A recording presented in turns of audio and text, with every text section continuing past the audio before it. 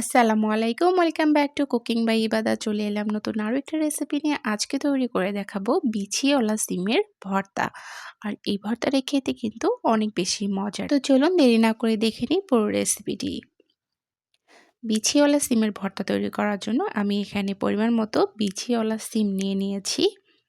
আর এই সিমগুলো আমি ধুয়ে পরিষ্কার করে তারপরে নিয়ে নিয়েছি। আর সাইডে যে একটা আঁশ জাতীয় থাকে সেটাও আমি ফেলে দিয়ে নিয়েছি। এরপরে চুলার মধ্যে কড়াই বসিয়ে নিয়েছি। কড়াইটা একটু গরম হয়ে আসার পর এখানে দিয়ে নিচ্ছি পরিমাণ মতো রান্নার তেল, দিয়ে নিচ্ছি 3-4টার মতো শুকনো মরিচ। আর এগুলো একটু টেলে নিয়ে নিতে হবে। ঠিক এরকম করে ভেজে নিয়ে নিতে হবে। মরিচগুলো ভাজা হয়ে গেছে, আমি তুলে নিয়ে নিয়েছি। আর এখানে দিয়ে নিচ্ছি 2টা পেঁয়াজ কুচি। এরপরে পেঁয়াজ কুচিগুলো ভেজে নিয়ে নিব। আর এই পেঁয়াজ কুচিগুলো আমি হালকা বাদামি রঙে করে ভেজে নিয়ে নিব।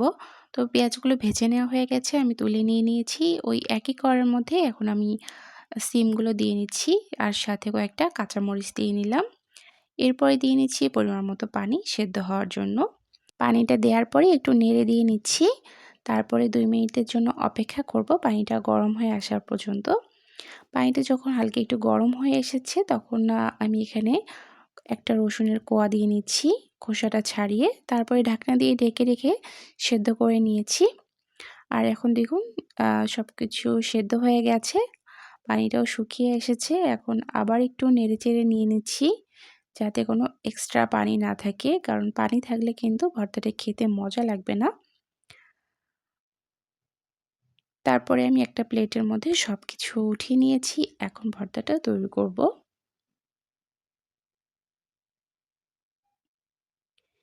এজন্য এখানে নিয়ে নিয়েছি পরিমাণ মতো লবণ। লবণটা দেওয়ার পরে এই শুকনো মরিচগুলোর সাথে একটু কচলিয়ে নিয়ে নিচ্ছি।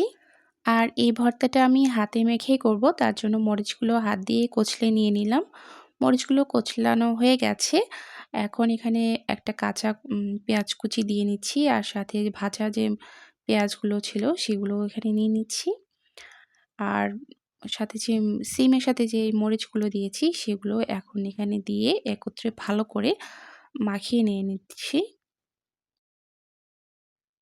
মরিচ পেঁয়াজগুলো ভালো করে মাখানো হয়ে যাওয়ার পরে এখন এখানে সিমগুলো দিয়ে মাখিয়ে নিতে হবে। আর যেহেতু এটা হাতে মাখা ভর্তা তাই সিমগুলো কিন্তু ভালো মতো সেদ্ধ করে নিতে হবে, যাতে করে হাত দিয়ে মাখার পরে খুব সহজেই সিমগুলো ম্যাশ হয়ে যায়। তো ভর্তাটা মাখানো হয়ে গেছে, এখন আমি একটা বাটির মধ্যে পরিবেশন করে নিয়ে নিচ্ছি। আর একটা শুকনো মরিচ দিয়ে একটু সামান্য একটু ডেকোরেশন করে নিলাম। তো দেখলেন তো কত সহজে এই মজাদার ভর্তাটা তৈরি হয়ে গেল। চটজলদি ভর্তাটা তৈরি করে গরম গরম ভাতের সাথে মাখিয়ে এক থালা ভাত খেয়ে উঠবেন। ভর্তাটা খেতে কিন্তু অনেক বেশি মজার।